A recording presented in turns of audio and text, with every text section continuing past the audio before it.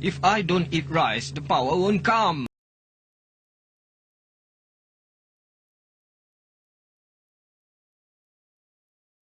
You're watching Fugitive Red Eye, and welcome to another snack review. So I finally got around to getting the big, actual, proper Reptar bar that looks like it should from the show.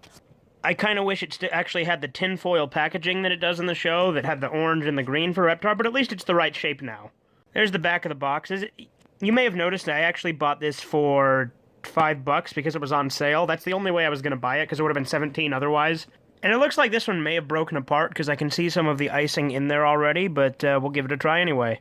Alright, here it is up close and personal. As you can see, there's some of the icing that got down the side, but let's go ahead and give it a good old taste.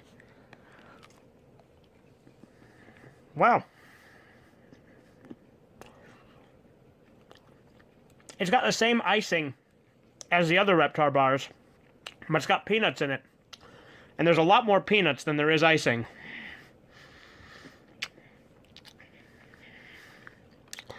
So, I mean, this one is definitely more accurate to the show, but if they want to be real accurate, it should have just been like the other one, but bigger. But I like that they did something different.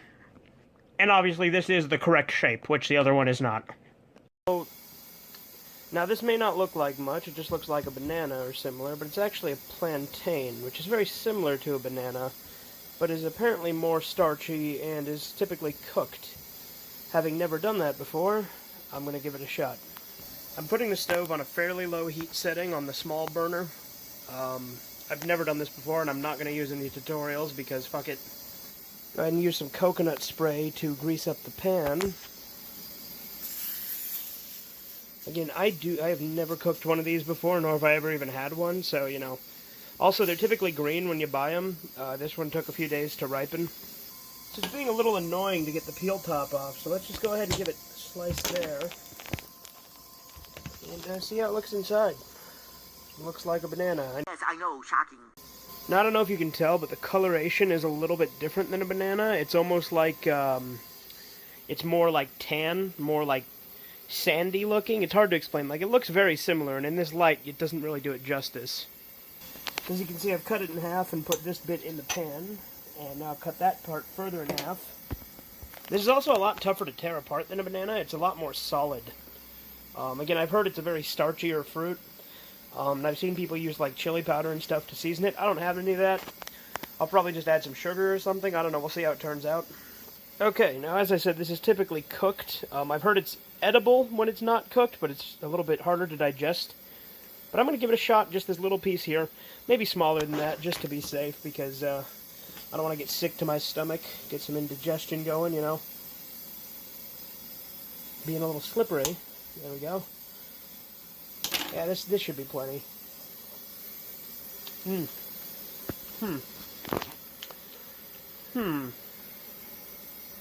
It tastes like a cross between, like, bananas and peas. Like, it's got kind of that weird aftertaste you get with, like, peas or, like, bean sprouts. Like, it's not terrible. But it's not, like, sweet. It's, like, again, that's the starchiness of it, I guess. Got a spatula here. Don't know if I really need one, but, you know, gotta use something to kind of stir it up, right? Maybe I'll turn the heat up just a smidge. And by a smidge, I mean 3 places. Which is probably too much, but, you know, whatever. I'm not an expert, I'm not a chef, so this is a thing.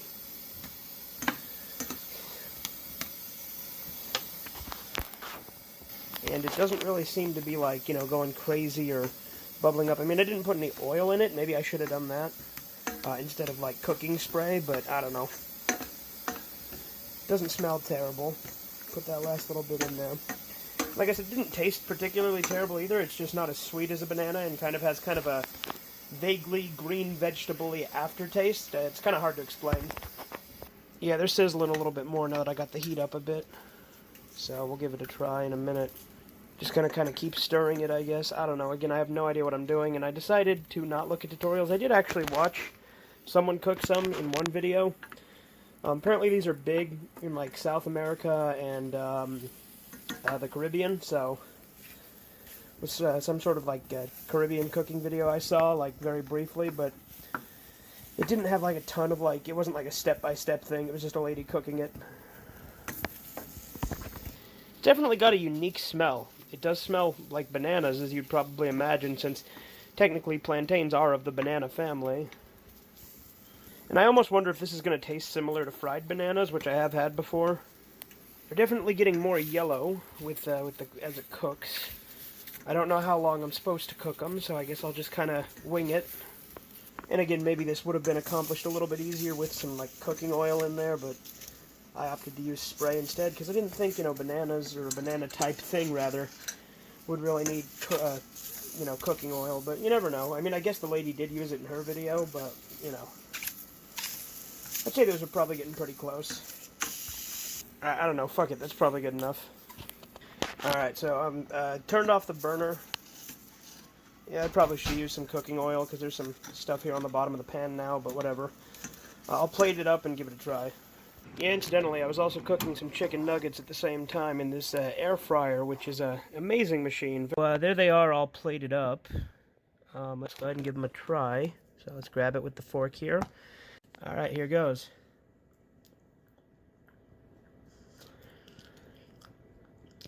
The consistency's better cooked, but the taste is very similar. It's maybe slightly sweeter when it's cooked. That one's a lot sweeter, actually. This one got cooked more than the other one did.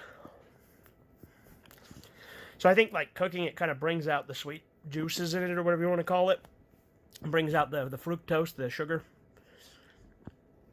Yeah, it's not bad. I'm sure if I'd had, like, proper seasonings and, actually was following a recipe, it'd actually probably be pretty good. I've heard they're pretty good to use in, like, smoothies and stuff like that, too, so... Oh, not bad. First time ever having a plantain. I've seen them at the store before. I always just thought of them as green bananas, which, again, they're actually yellow when they're ripe, as you saw. Actually, when they're ripe, really ripe, they're black they're black like bananas are when they're bruised or really ripe.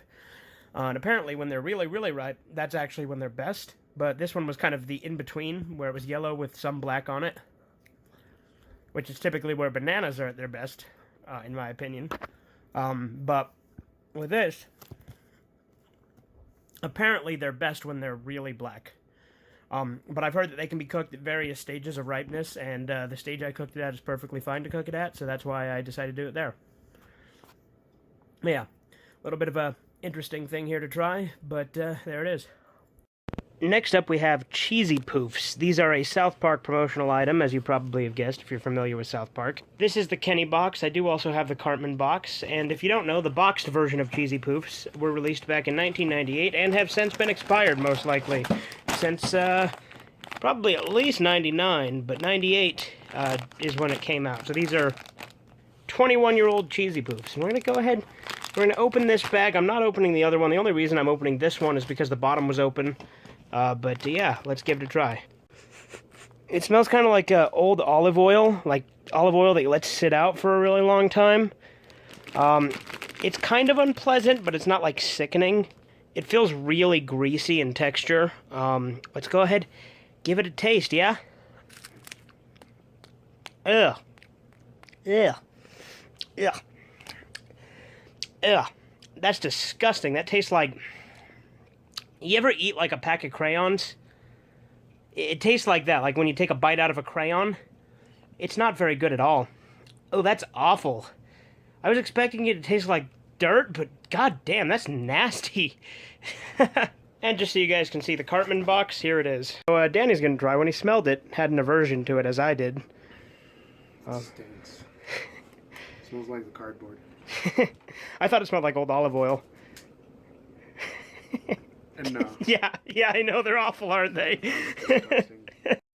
And next up we have Snozzberries Soda. Do you think it tastes like Snozzberries? Do you think the Snozzberries taste like Snozzberries? Alright, let's give it a whiff first. It smells very berry-y. Tastes a lot like cherry. Yeah, I'd say it mostly tastes like cherry. Pretty sure Snozzberry is not a real thing. Obviously, it's a Willy Wonka thing. So, yeah, probably tastes like Snozzberries. Kind of raspberry-y, actually, as well. Yeah, so it's like between cherry and raspberry. It's pretty good. Next, we have Fruit Loop Doughnuts. Now, technically, I've already had these once before, and if I recall, they tasted pretty much exactly like Fruit Loops. Yes, I know, shocking. Now, normally, they only put one of each color, but it looks like they forgot to include a green and put in 2 yellow. They may have been out of green, I don't know, but each one tastes like a different type of Fruit Loop. Yep, just tastes like Fruit Loops. Here's the yellow one. Again, still tastes like Fruit Loops. And the purple. Each one does have slight differences in taste, but they all pretty much taste the same. I think each is supposed to be kind of a different fruit. All of them taste a little lemony to me, though. But yeah, since I forgot to include the green, there's really no point trying the other yellow. I will finish all of these, but that's really all you need for this. Hi people, and I'm back today cooking again.